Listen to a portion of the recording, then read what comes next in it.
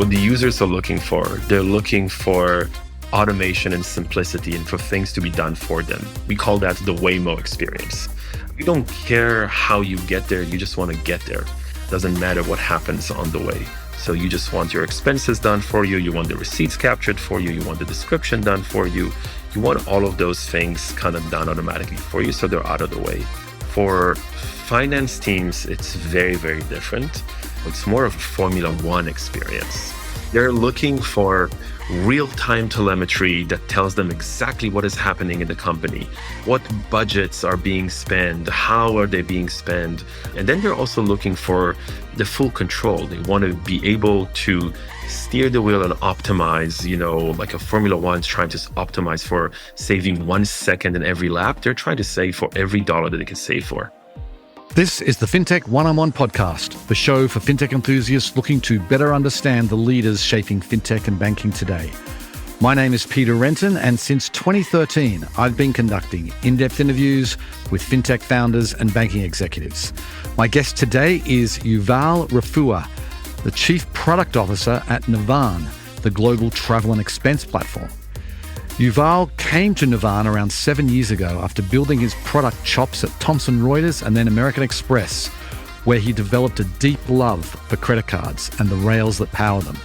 He joined when Navan was still just a travel booking service, and he has spent the years since building out its payments and expense products from the ground up. In our conversation, we talk about how Navan coded company policy directly onto the cards so expenses are approved in real time, why being travel first sets them apart from procurement-led competitors, the staggering complexity of going global with VAT and e-invoicing, their partnership with Visa, how AI is reshaping the finance team's role, and where Yuval sees travel and expense heading over the next several years. Now let's get on with the show.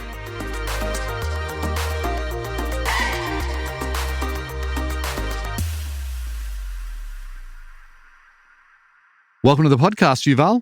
Thank you. Nice to be here. Nice to have you. So let's kick it off by giving us some of your career highlights. You've been with some big names in your career. So tell us, before you got to Navan, what are some of the highlights? Yeah, well, I did have, 2 startups of my own when I was growing up, but and I was going into the financial world, worked in S&P and banking for a little bit, but then really fell in love with fintech and product management when I was at Thomson Reuters.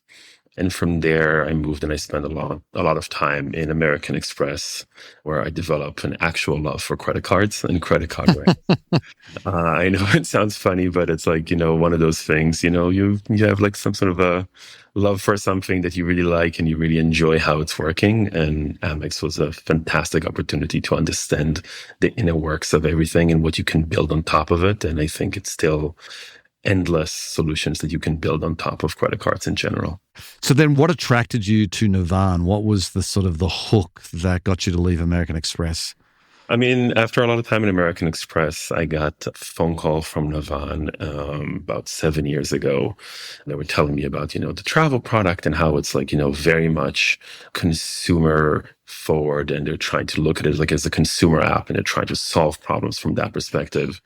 And they're looking into getting into payments and expensing and how to expand into that. And as a user that used other legacy systems in the past, I always spent, 5 hours doing my expenses on a Sunday night.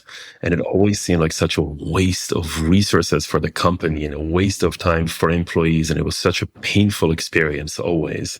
So when the opportunity came along to actually create an expense product that people love, I just couldn't ignore that, and I couldn't say no to that. Right. So when you arrived at Navan, there was no expense product. It was really just a travel booking service. Yep. Navan was a travel booking service, growing very, very, very fast. One of the first, problems that we saw is we had clients that are booking with us and are using their credit card, Citi, Bank of America, whatever it is. And at the end of the month, they would get a statement from their bank with all their credit card transactions. And they would get a booking report from their booking tool from Navan. And I remember going to clients and seeing, accountants sitting for hours trying to reconcile how to match those two documents, one to the other, and seeing the pain that they're going through. And that's what led us to really come out with a credit card as a product to solve a pain with reconciliation, which is like a real pain point in the travel business. Okay, so then you came to Navan to really build this, and obviously you've had great experience with credit cards at American Express. How did you kind of approach it? Like when you arrived, was there like a nascent product, or did you really create this all from scratch? When I arrived, it was mostly a lot of company support people and CSMs that were helping clients to do that reconciliation. Okay. From one. So there wasn't an expense product? No, there wasn't an expense product. And it took a while for us to get to expensing. So we started by having just the payment product to support that reconciliation. And once you have a credit card out of the market, we had a credit card solution. Users wanted to start using it to, what happens if you're checking out of a hotel and you want to pay a checkout? You don't want to pay in advance, or you want to rent a car and you want to use a credit card for that. So we went into printing physical cards as well to enable users to go through their trip. Once you have a physical card, we had a lot of users who wanted to use that in order to buy coffee and to buy dinners and to do other things. So all of that happened during COVID, and we moved from just a credit card provider. We had to go into, we wanted to go into expensing as well to create a really good, fantastic expensing solution for our products. Okay, so then you've got your expense management, your travel, obviously they work seamlessly together. So I'm starting to see Navan more and more in the fintech press and people talking about it. But for those who aren't really all that familiar with Navan, why should someone who is in fintech be paying attention to what Navan is doing? Well, Navan is the only solution that was built from the ground up, integrated travel, expense, and payments. The way we do things is in order to solve for actual client problems. If you think about, travel and expense, they really go together. Most of your expensing you're doing when you're traveling. And if you think about fintech solutions and what finance team are doing, they actually spend 80% of their time chasing after those T&E expenses, even though they only account for 20% of the company spend. So the majority of the time is spent on those menial tasks that don't account for that much of their spend. And Navan is really creating an expense product that people actually use and enjoy using. It's faster, easier user experiences. Expenses can be overwhelming and time consuming. So when you get real-time data that has context about the expense and can explain why you expense something, it allows your company to have the flexibility and the ability to go through that flow very, very, very fast and with 100% accuracy. Okay, so the T&E space you just talked about there, it's been around for decades. There's been legacy players, for a long time. Even some of the technology companies from the 20th century have offerings like this. What was the shift that makes Navan necessary today?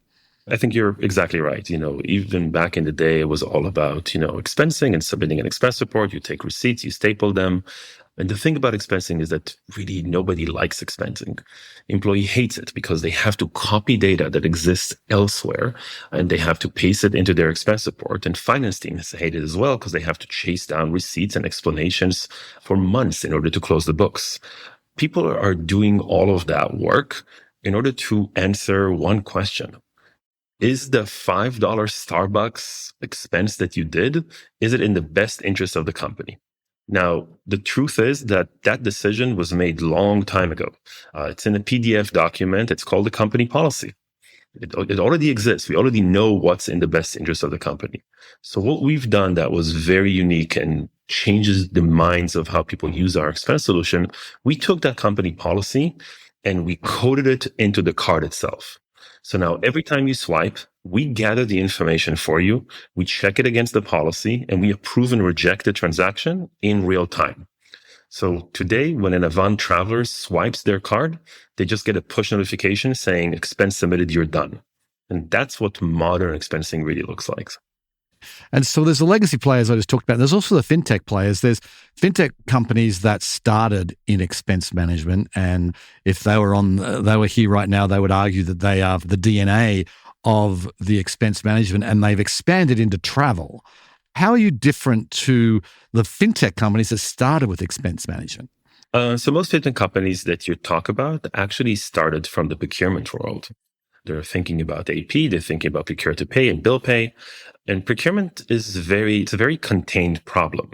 It usually handles a handful of trusted individuals in the company. And you can easily give an employee a monthly budget of $2,000, let's say. But is $2,000 for an employee enough? Is it too much? Is it too little? I don't know. It depends on the context. And the context is really important, because if the employee is traveling for 2 weeks in Singapore, it's probably not enough. If the employee is traveling for one day with their own card, it's probably too much. Because our solution started from travel, we actually have the context. We know how to deal with distributed spend. We know how to deal with the case where you have every employee in the company spending on something. And we also know how to give the finance admins the control and visibility while still offering an amazing traveler experience. So we created our policy at scale. So the company doesn't have to say, $2,000 for one employee. We can really understand what is the employee spending on, where is the employee, what is the context, who are they there to visit? And from there, we can make smarter decisions about allowing the employee to spend and allowing clients to have the granular level of control that they need to manage that distributed spend. How do you adapt to the needs of your customers? I'm just thinking about, like, there might be a salesperson, he's out and about in his local area, going to lunch, taking clients to dinners, and that's most of what he does. But occasionally he's going to jump on a plane and go to Singapore. That's just one example, obviously, but how are you kind of adapting, where you've got totally different types of needs from that person who's changed their behavior? I think that's exactly right. So there's a couple of things, both on the travel side and the expense side. And you're right, T&E is dynamic. It's highly variable. It involves, a lot of stakeholders, multiple currencies, complex tax requirements. It really needs all of that insight in there. Because we're based on a travel solution, we know exactly where the employee is. We know why they're going there. We know what is the policy that the company has for every type of spend. And we can apply that in real time. And that's really the benefit of combining travel and expense together, because you can run the employee from swipe to closing the books in the ERP in seconds. So the second it's swiped, the expense is going through policy assessment. It collects all the information that we need. You don't need to use separate tool, one tool for booking, one tool for payment, one tool for collecting your receipts. Everything is in one place, and we're able to collect all that information in real time and close the books. It's funny because I was at an event last week, and I knew I was talking to you obviously now, and I was talking with someone. I just asked him what he uses for T&E. He goes, we use Navan, and I asked him how his experience was, and that's basically what you just said there. And he does quite a bit of travel, and he said the thing that was great is just it all happens automatically. Is that sort of what you want? How are you kind of positioning it so it's better than what they have right now? Yeah, I think it's a combination of things. First of all, we understand that travelers have one need and the finance team have different needs. For the traveler, it's about simplicity. It's about, I don't want to copy information that exists elsewhere. I want you to collect that information for me. So, I'll tell you, for me in the last 7 years, my expensing solution has been every time I swipe the card, I get a notification, expense submitted, you're done. Because all of that is happening in the background. The traveler doesn't want to do it themselves. They want all the information to happen in the background and all the information to be provided for their finance team. For finance team, the solution is very different. They're looking for ultimate visibility and control. And they don't want to do that at the expense of the travel experience, but they still want to have everything within their control, within their reach.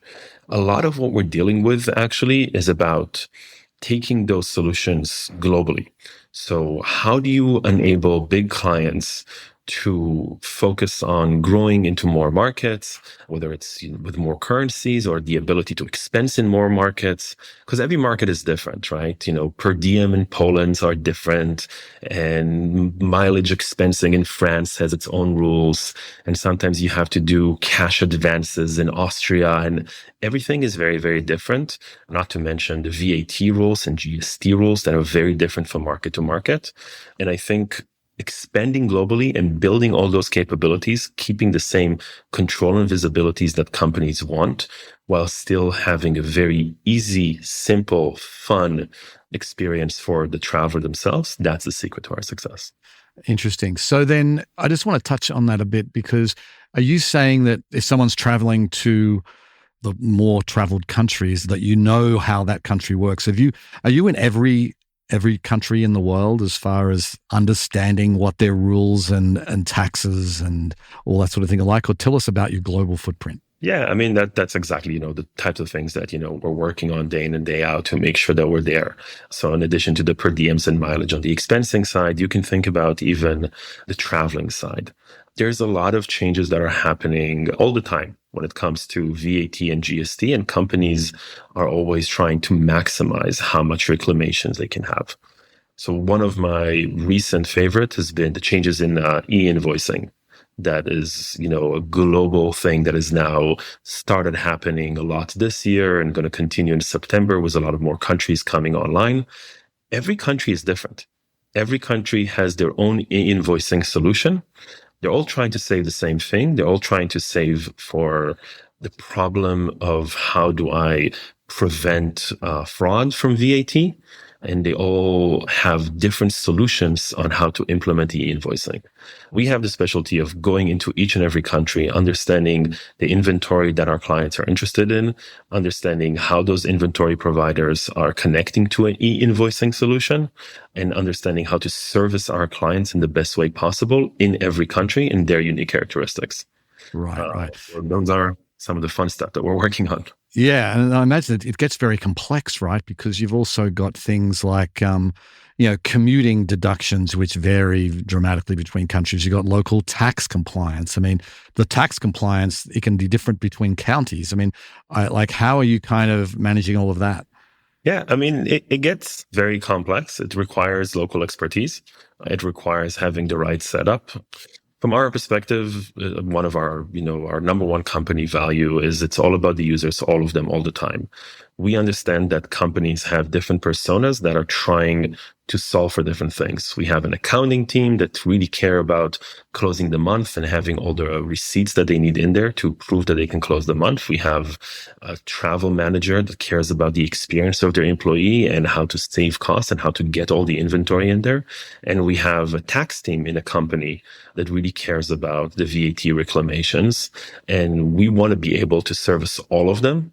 And you're right about the complexity. It could get really complex. And the secret is, how do you expose that level of complexity to the client at the right time? And what we do for that, actually, it's funny. We call it the GTA model, Grand Theft Auto. I don't know if you ever had a chance to play that game. I have a 19-year-old son. I'm exposed to that game regularly. So, I mean, the game is very simple, right?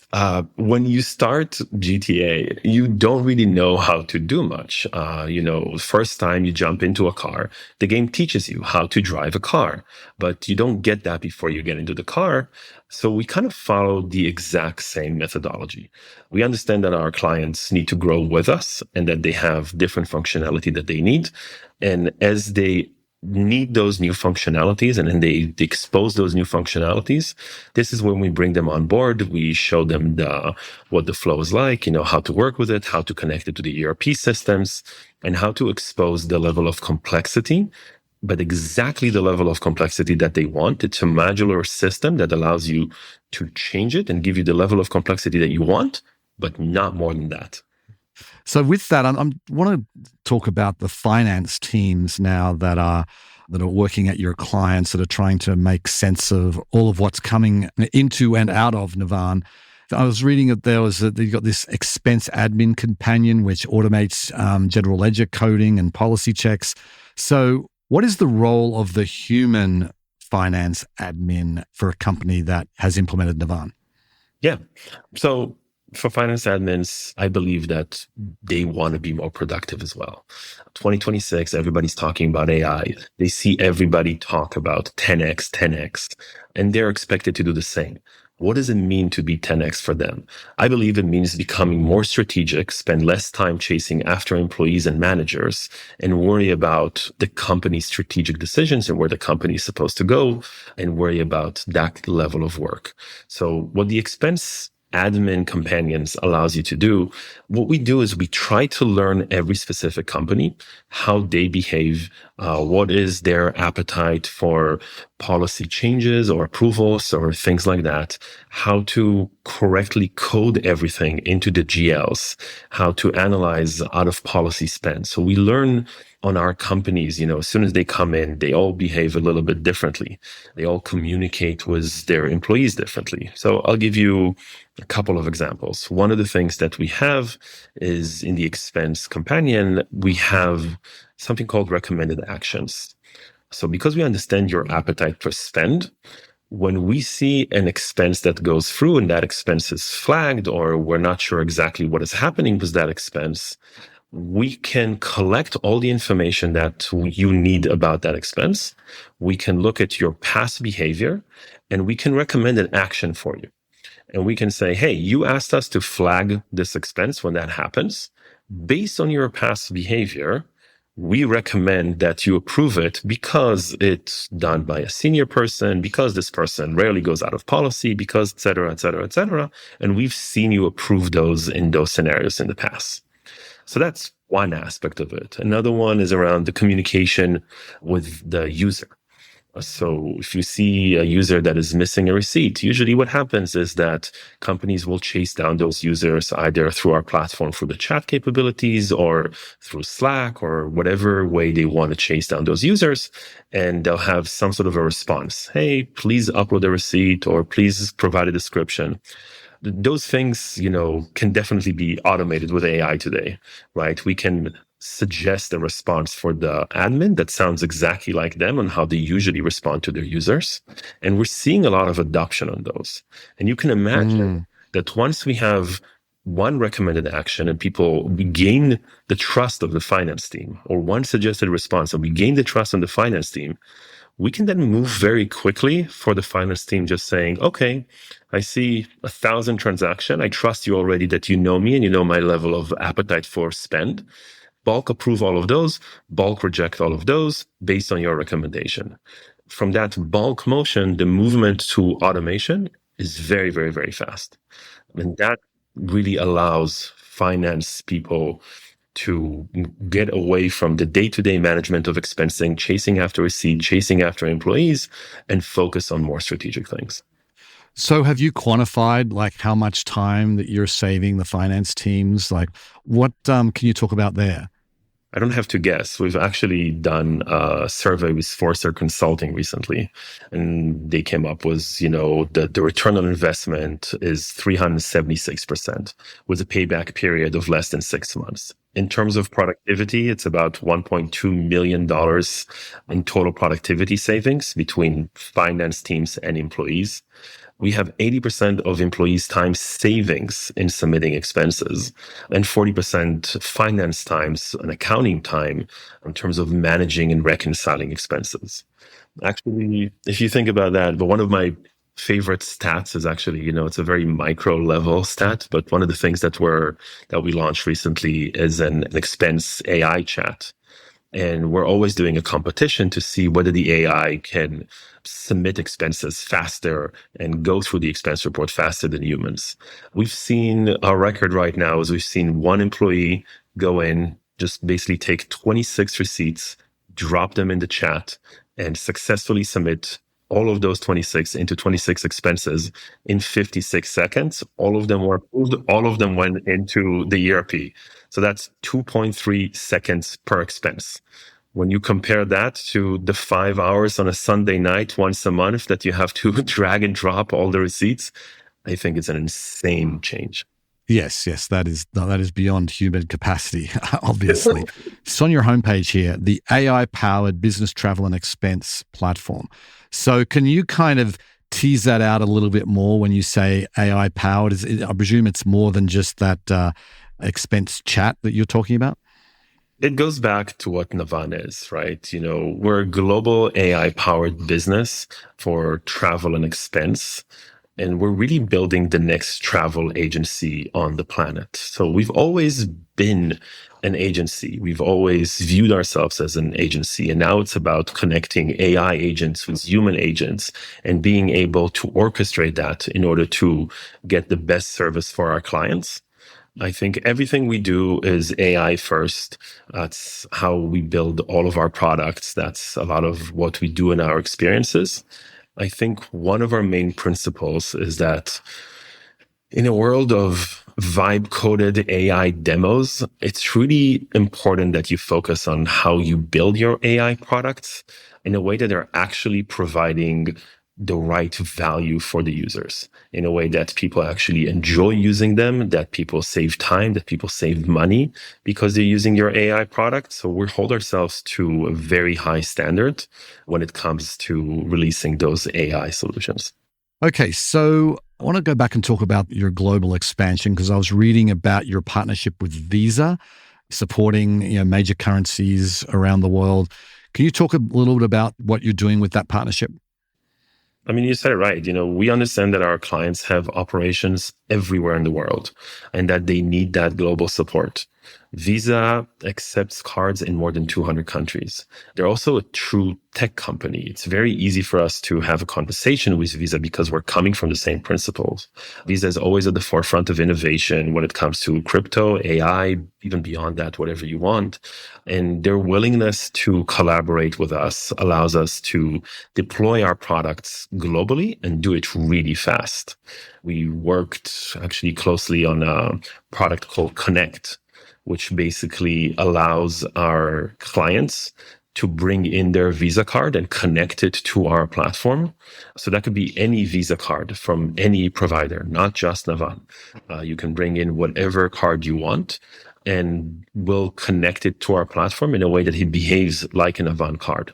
Still goes through, the same approvals, the same reviews and everything else in it. So Visa is a true partner for building everything that we're doing.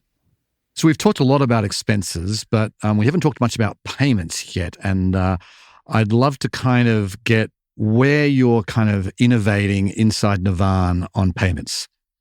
Yeah, a lot of it is what we talked about in the beginning. How can you take the things that a company wants to see? And sometimes it's all about explaining why the expense happened and how can you bring that into a connected payment system. So it's about taking that policy, coding it onto the card itself. So every time the card is swiped, Okay. the policy is assessed in real time. And the second piece about that, so another thing that we're doing on the payments world is we're heavily investing this year on going global and exposing more currencies in more places for our customers. And really connecting all of that into that one global experience with full visibility and controls for finance teams. We live in interesting times, and I want to take a forward-looking view. The travel and expense space is a perfect application for a lot of AI because it's a lot of disparate data, different formats, and different types of form factors. So, where do you see the travel and expense space heading in the next, say, 3 to 5 years? If we stay focused on our principles, it's kind of easy to see where the world is going. So if you think about that from an expensing perspective, on the user side, what the users are looking for, they're looking for automation and simplicity and for things to be done for them. We call that the Waymo experience. You don't care how you get there. You just want to get there. Doesn't matter what happens on the way. So you just want your expenses done for you. You want the receipts captured for you. You want the description done for you. You want all of those things kind of done automatically for you. So they're out of the way. For finance teams, it's very, very, very different. It's definitely not a Waymo. It's more of a Formula One experience, right? If you think about it, they're looking for real-time telemetry that tells them exactly what is happening in the company, what budgets are being spent, how are they being spent, who's out of policy, who's in policy. And then they're also looking for the full control. They want to be able to steer the wheel and optimize, like a Formula One's trying to optimize for saving 1 second in every lap. They're trying to save for every dollar that they can save for. So that means having control about the spend. When we're talking about agenting commerce, that is obviously coming, right? Agents are going to come in.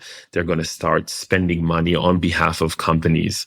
Finance team still want to be in control of that wheel. They still want to see what is happening. They want to direct funds from one focus area of the company to another. They want to enable certain agents to come in, certain agents not to come in, to block them. And they really want to control all of that spend. And by the way, also being able to stop things the second they want to, right? They want to have like some sort of an abort button so they can prevent that spend from going too crazy. I think being that trusted partner, being the person that takes finance team and follows, our principles around explaining to finance teams, why are we doing certain things? What is the rationale behind our AI? Making sure that you have a human in the loop that can choose the level of involvement that they want to have inside the transaction. Personalizing the risk. So every client wants their own personalized level of appetite and risk tolerance. And also allowing for distributed responsibility, because finance teams, they're not the ones that always know the reason for why something is being spent. They want the responsibility to be distributed around the company to managers, to VPs, and all of that. So being able to gain the finance team trust in order to execute all of that and bringing them from single explainable transactions to bulk transactions to full automation will allow us to be that partner for finance team that will allow them to have the way spend is going to be done 3 or 5 years from now.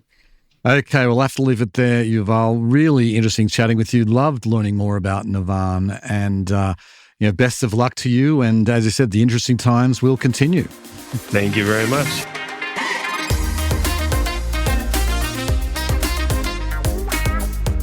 I loved how Yuval framed the whole expense problem. For decades, we have made employees staple receipts and finance teams chase them down, all to answer one question: was that $5 coffee in the company's interest? But as Yuval pointed out, that decision was already made long ago, written in a PDF called the company policy. Navan simply coded that policy onto the card itself, so the answer comes back the instant you swipe. It's a clever approach to solving this perennial problem, and it makes you wonder why we tolerated the old way for so long. Anyway, that's it for today's show. If you enjoy these episodes, please go ahead and subscribe, tell a friend, or leave a review. And thanks so much for listening.